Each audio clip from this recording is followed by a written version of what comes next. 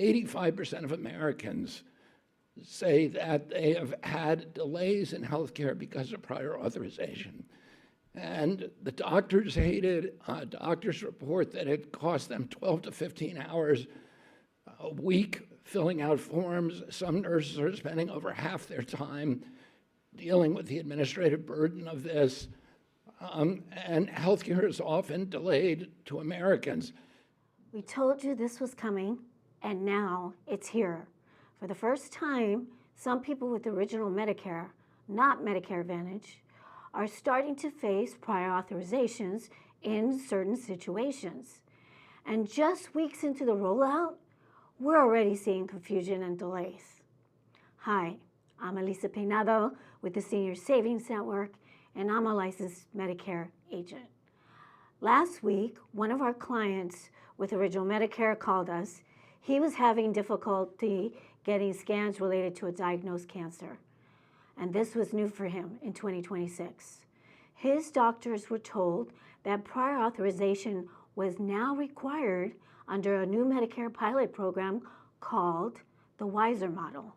CMS says the purpose of the 𝗲𝗍 model is to use technology, including AI, reduce fraud, waste, and abuse, and ensure appropriate Medicare payments.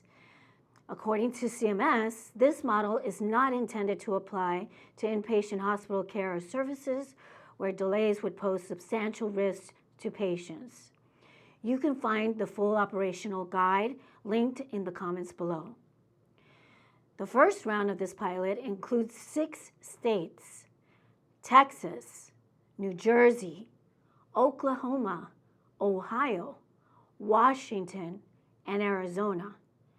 If you live in one of those states and have original Medicare, certain outpatient services may now require prior authorization.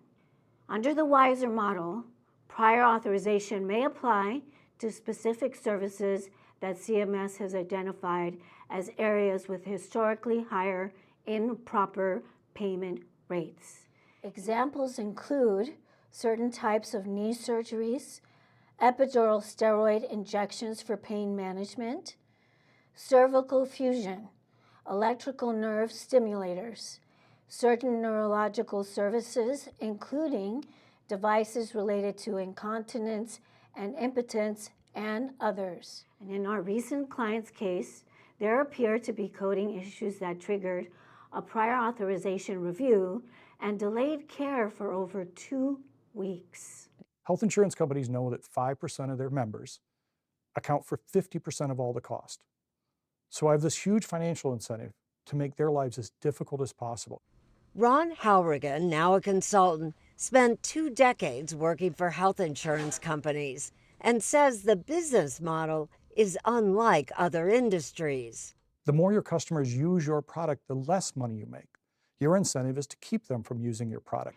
Terrence Cunningham of the American Hospital Association recently noted that some providers were concerned about the implementation timelines and vendor readiness during the rollout.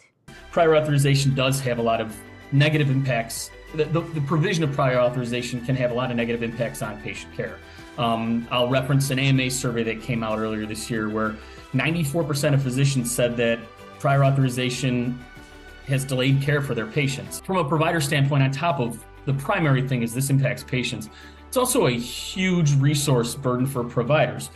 Providers are spending a lot of resources trying to navigate the different ways people want them to do prior authorizations, including fax, phone, and all these inefficient ways. And these are a lot of navigating these idiosyncratic payer processes. And there's better things that providers should be spending money on, such as patient care. CMS is working with contracted review vendors in the 𝗲𝗍 pilot. Under the model design, participants may receive compensation tied to reducing improper payments and wasteful services.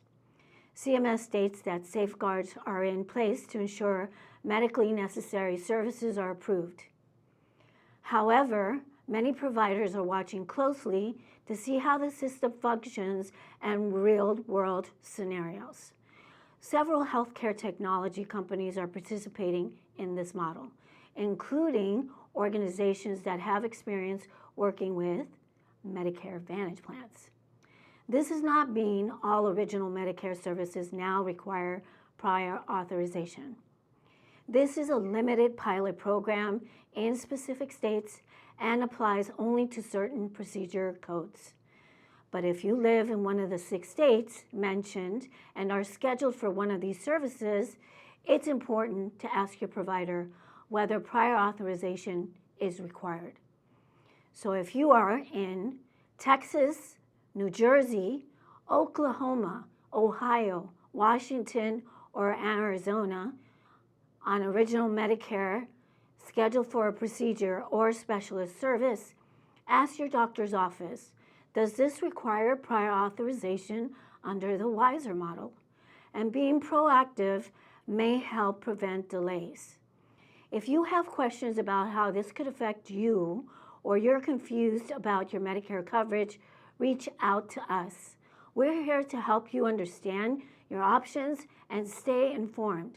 You can give us a call or visit our website. And if you found this helpful, please like, subscribe, and share this video so others in these 6 states know what's changing. We'll continue to monitor the 𝗲𝗍 rollout and provide updates as we learn more. I'm 𝗲𝗍𝗍𝗀. I work for the Senior Savings Network. Thanks for watching.